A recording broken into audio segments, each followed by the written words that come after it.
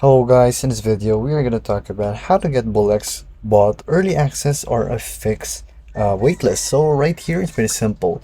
So when you're gonna go here in BullX and you want to start off, it's gonna say you're in a waitlist, and when you go to the bot itself, it says you are currently on 1,000 or 100,000 on the waitlist, and if you want to get early access you will have to have an access code.